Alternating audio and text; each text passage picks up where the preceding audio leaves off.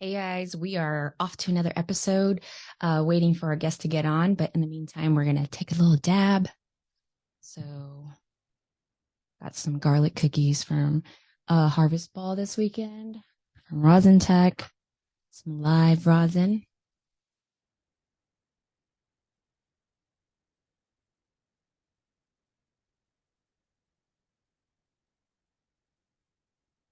And here he is. How are you? I am doing great. How are you? I'm excited for everybody to hear about, especially your story and how active you've been as far as traveling internationally and being a voice for cannabis in all different ways for places like Mexico, getting on podcast with people in Colombia, which is really, really fun to see you do. So I have to acknowledge all the work that you're doing to really spread the knowledge about cannabis. So, you want to jump into it? You want to tell a little bit about Engager Brands. You are the founder and CEO of Engager Brands. It's like cannabis has very much been part of your life since you've been 18. So tell us a little bit about Heavy Grass or kind of what led you there. Sure. Yes. So going way back, yeah, I had a medical condition when I was 18 years old. I had internal bleeding in my stomach. I had to have my stomach pumped, and uh, it was after I'd kind of been on a little bit of a drinking binge with a bunch of my buddies.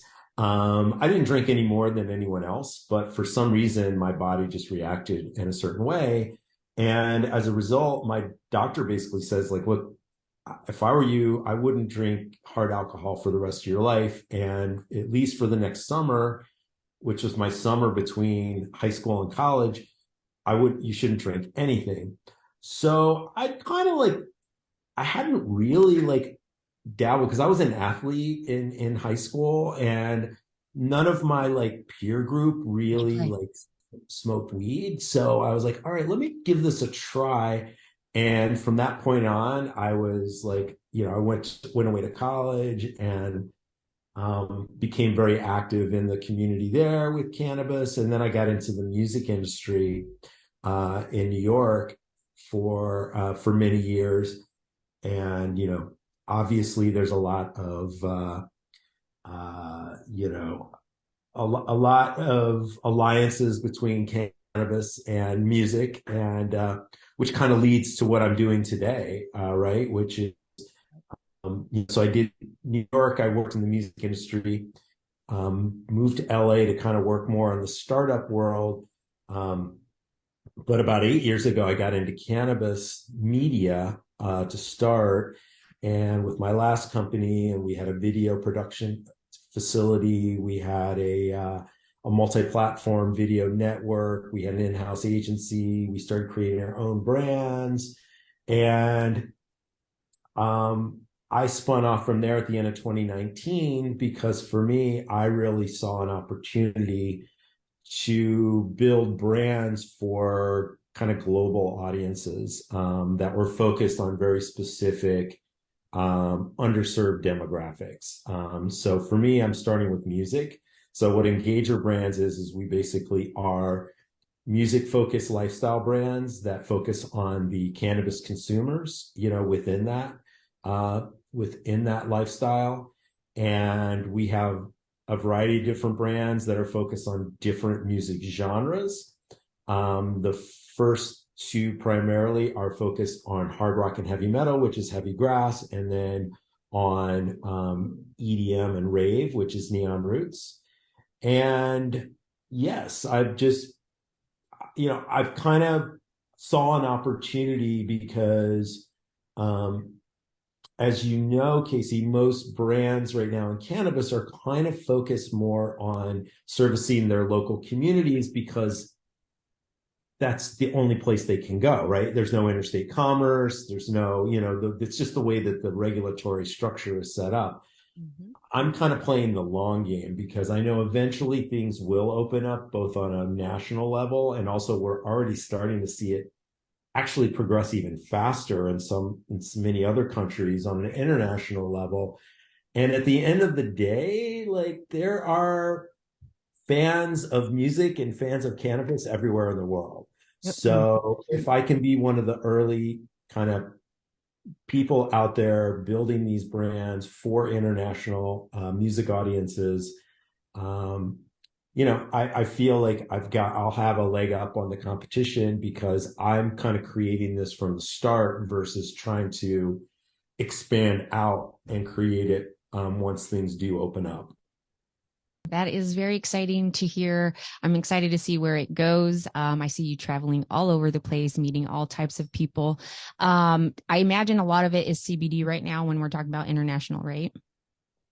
Yeah, so it's like on a country by country basis, we look at what's obviously actually legal there at any given time.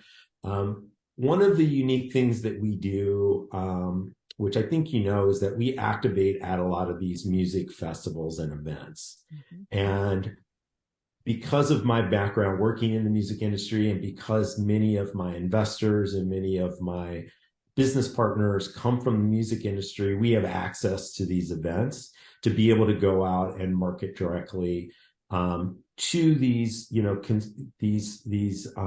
customers directly at the music events.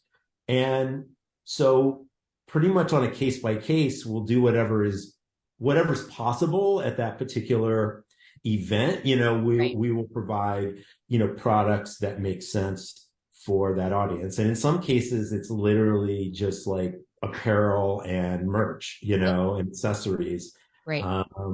But for us, it's still worth it because, obviously we're still selling things and we're still, there's still some money to be made, but also it's really about just making that connection, right? And building that authentic connection between the brand and the audience and saying, hey, look, we're your weed brand. Yeah, we may not be able to sell you weed today, in this venue or in this state or in this country, but it's coming. And it's amazing how much outreach we'll get, like on our socials, where people will say, you're my favorite brand, blah, blah, blah. And I'll look and I'll be like, wait a minute, you're in Maine. Like, Yeah. How did you even find out about us? But like, it's amazing. Like if you speak to an audience, those,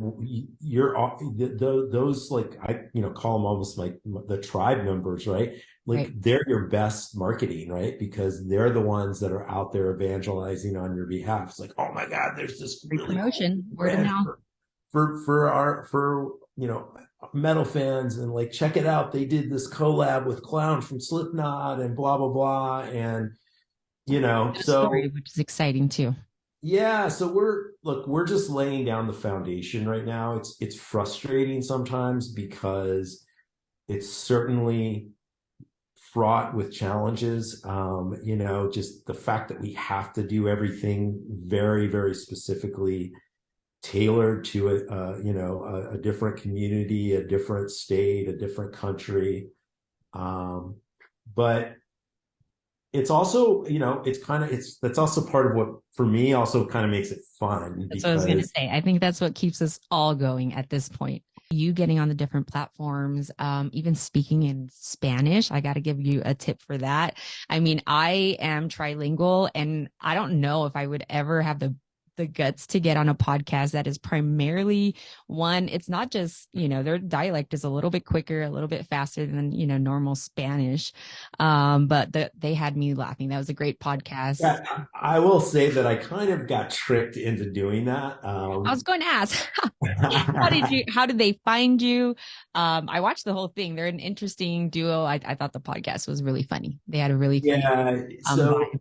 so I have a head of new media, of social, and she's actually Colombian, and she actually manages a lot of influencers. So she actually, one of the guys that was on there, she actually is his social media manager.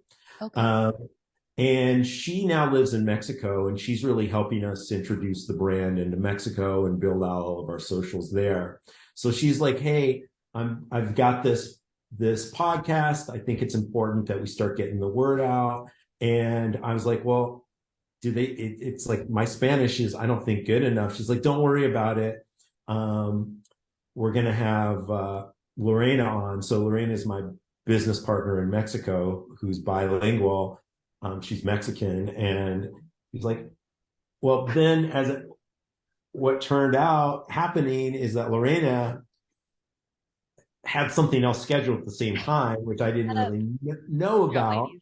And so I was kind of thrown into it. And I probably understood about half of what they were saying, but somehow I stumbled through it. And You did great. You did great. I have to give my hats to you because you answered all the questions right on dot with no hesitation, and you explained yourself very well. I think to talk about heavy metal and EDM in a language that's not primary is a little bit difficult. But again, music is music. I think they resonated with how far the festivals are or how big it is, especially for Colombia. Music is everything.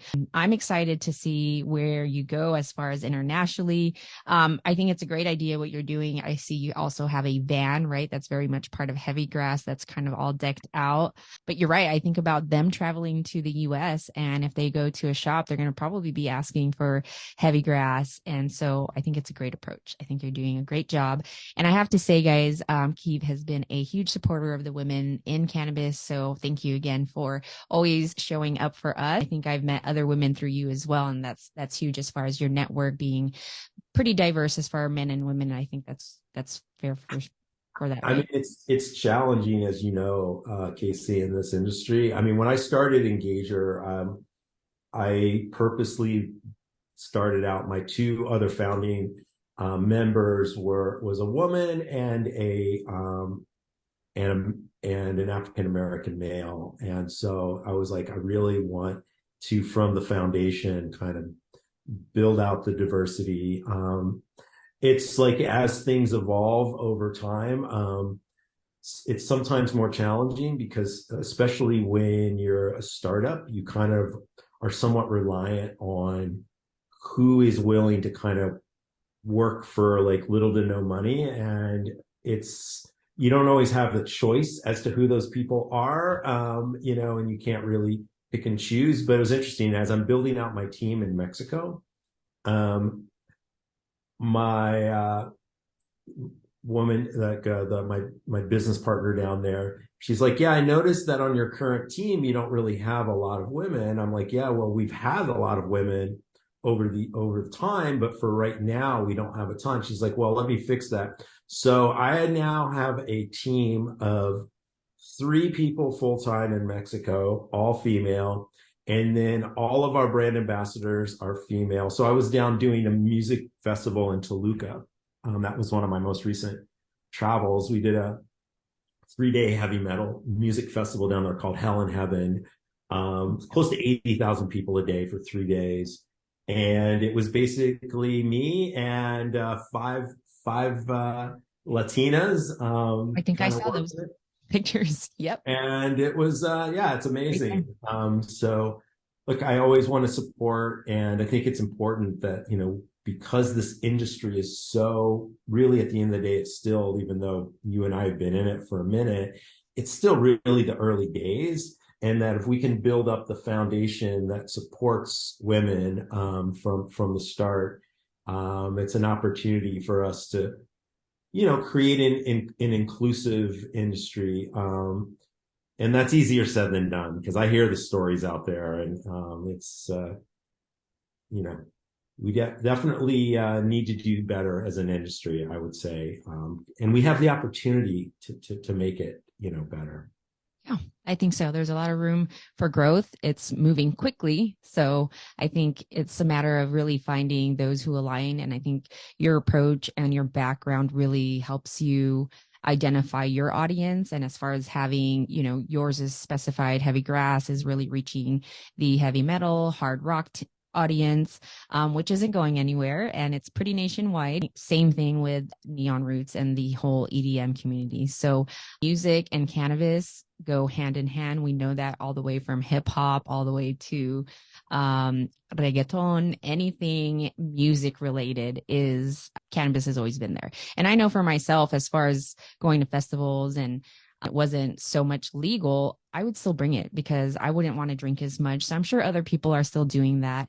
And so seeing your brand there, I think also in places that it's not you may be the only cannabis brand showing up really helps them realize they're not alone. And it kind of gives other people encouragement to maybe be the voice in their community or wherever they're from, since this is a nationwide and a plant given for everybody in the world to use. And I think it brings people together from all walks of life. So I'm excited to see everything that you're doing. I'm excited and grateful to even have you in my circle of network. Is there anything that you would say specifically that we can do as a community to support you as far as on heavy grass and EDM? Do you have anything upcoming that we can support you in? Right now, it looks like we can find you personally on LinkedIn, engangerbrands.com for your company. And then you guys are also on Instagram, correct? Yeah, so primarily on IG, it's our brand. So it's Heavy Grass Official, which is our IG for Heavy Grass, and then Neon dot Roots for Neon Roots. So the biggest thing for us is, so we just launched our web store for non-cannabis products. So if you know anyone who's, a music and cannabis enthusiast, we've got some cool, I think I had shown you at some point, Casey, we've got these really cool little smoke kits, grinder kits that you Yep. can actually grind the flower, and it goes right in, and it's got a little one hitter, and it's a little, kind of self-contained dugout. We sell those. Those have been doing really well at the festivals. And then obviously we've got like t-shirts and hats. So if you go to the heavygrass.com, you can go and get access to our shop from there. Awesome. Can We're we buy your always pre-rolls on there? hmm? Can we get your pre-rolls on there? How do you we get your pre-rolls? you can find out how to get the pre-rolls from there. It's got our Okay, store locator on perfect. there as well. Okay. We are doing some specials. We're actually going to be doing a ticket giveaway soon for Metallica tickets, Very. because Metallica is coming to LA. They're actually doing So 12 you say, is dates. that here in California? Yes, All yes. right. Very So, cool. yeah, that's another thing that we do. I think that's a little bit unique is Are you planning on we'll do intertwining ticket that giveaways. to, Hmm? are you planning on putting that into like an NFT eventually? Is that where that's going? It very well could. Be a I great mean, utility. NFTs are, look, I think the reason we haven't done NFTs yet is more to do with just the consumer adoption, is still really low. Yep. And so we want to be able to kind of, we have enough on our plate than to try to have to educate our people about how to like buy an NFT. So we're hoping that we'll get a little bit further along where the kind of the user adoption there is there, and it's just a little bit easier Yeah. for the normal day-to-day person. But yeah, everything that we do, think about it. There's so many uses for NFTs within the cannabis community as well as within the music community, that with us bringing it all together, Yeah. there's so many things that we're going to be able to do there. For sure. That's what I've noticed. Just for, observing where NFTs are going and really doing the research on block and chain and where the NFTs or where the cannabis community is so intrigued and attracted to NFTs is really going to come down to utilities and the brands really being able to fulfill those commitments. Initially it's a rewards program in a new modern way, which is fun. It's going to be fun. I think it's a fun thing. It's not going to be for everybody. So you're right. I think some people have the same approach where they just want to see kind of where that's going to go. It's definitely a particular audience. So yeah, I just had to ask just because it's very much part of the cannabis talk nowadays is, yeah, we're going to do an NFT. But there's a lot more to just, pushing out an NFT. It comes with so many variables. So as a brand, I think it's something that people have to really be careful with. At the end of the day, it is really building that community, and fulfilling those commitments that are backing up those lovely utilities. And music industry is a hella way to do it because you're able to give tickets out and things like that. So is this going to be for Metallica? Like are they going to be like rules where it's a giveaway?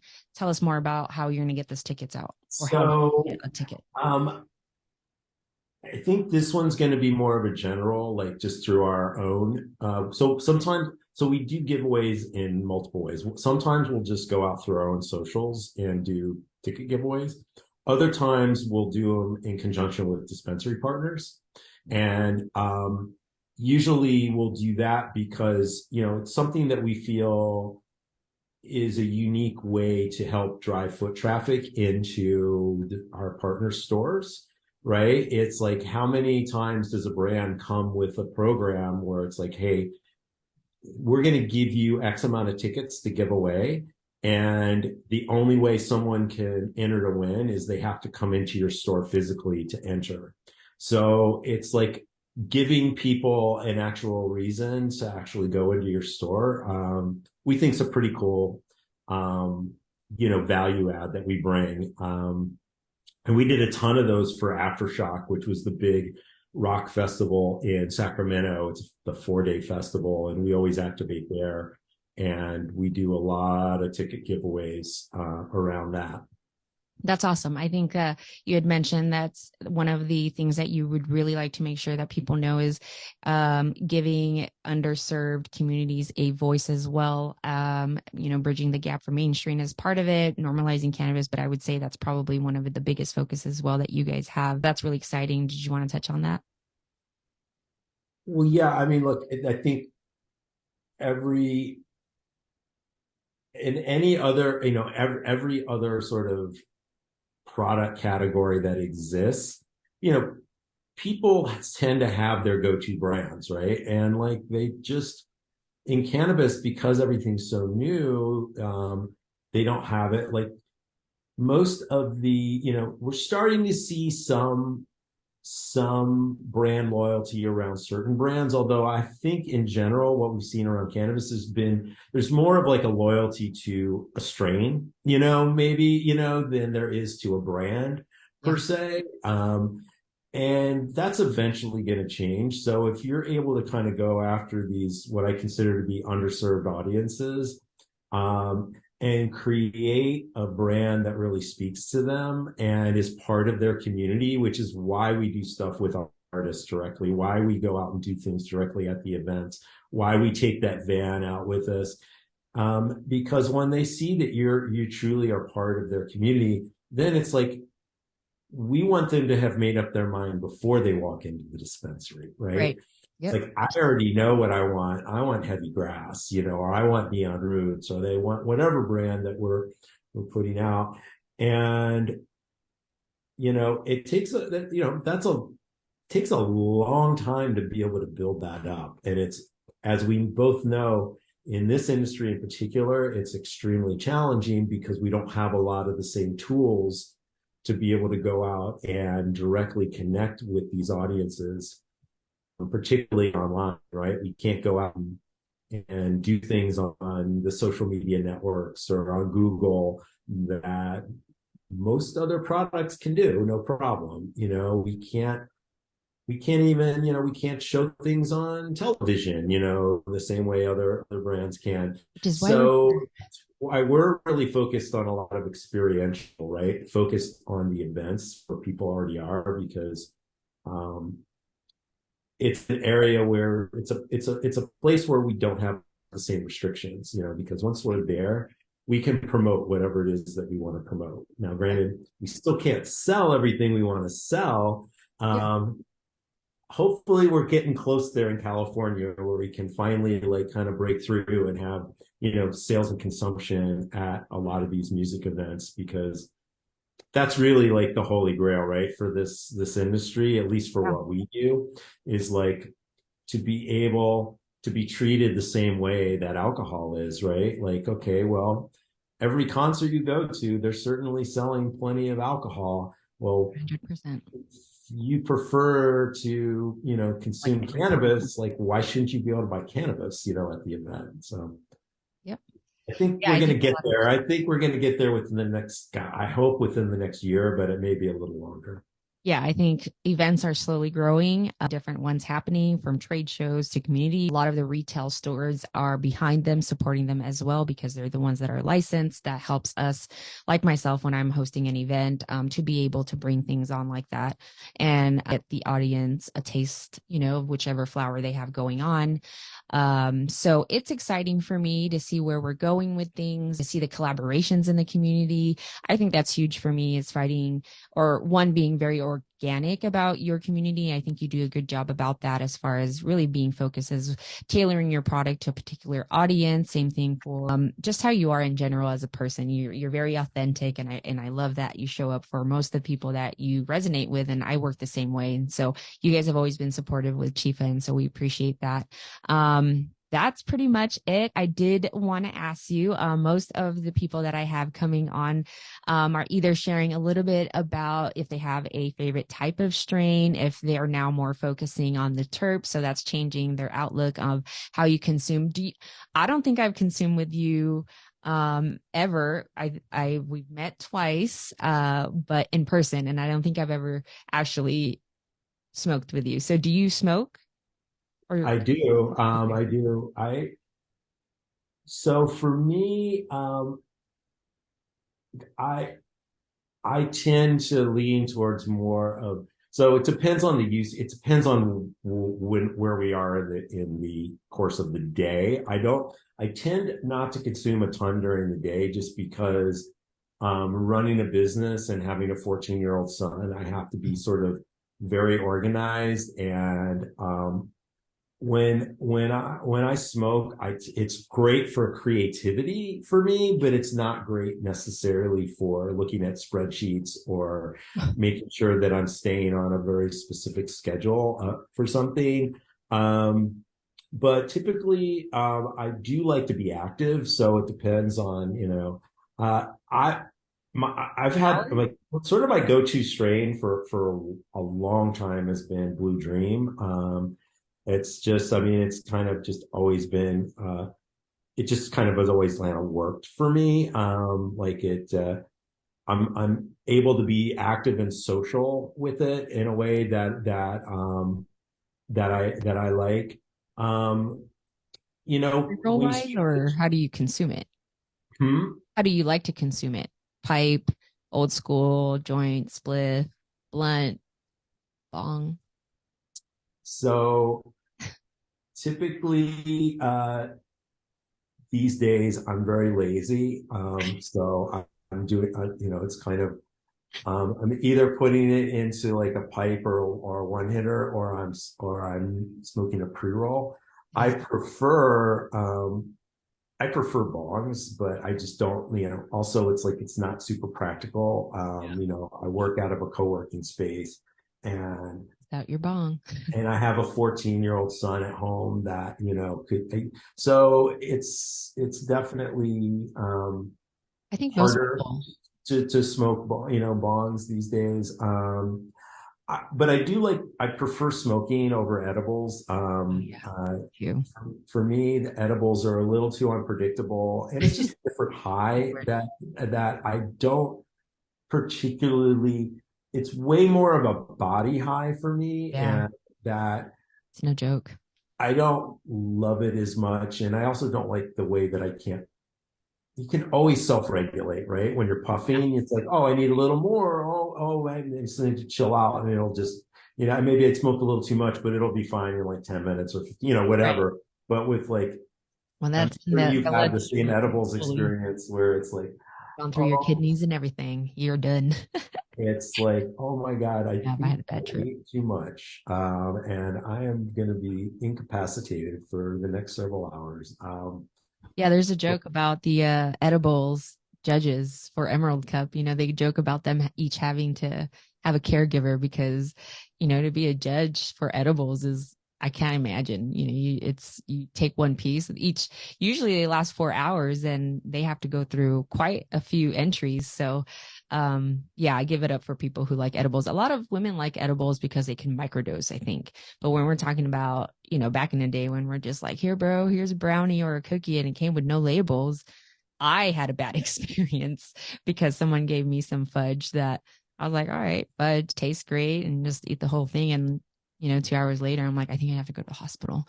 That was the last time I did edibles for the most part. Now, dibble dabble on some like hash gummies, 5 milligrams, 10 milligrams. But usually it's just to get a good sleep. And because I have little ones, I feel you on the still having to, attend to them and be as bright, bushy eyed as possible. So well, I think that's all I have for you. Again, guys, make sure you guys support Keith Huffman, founder of Engage Your Brand on Instagram, on LinkedIn, and you guys could also find some goodies on engageyourbrands.com. Keith, thank you so much for your time.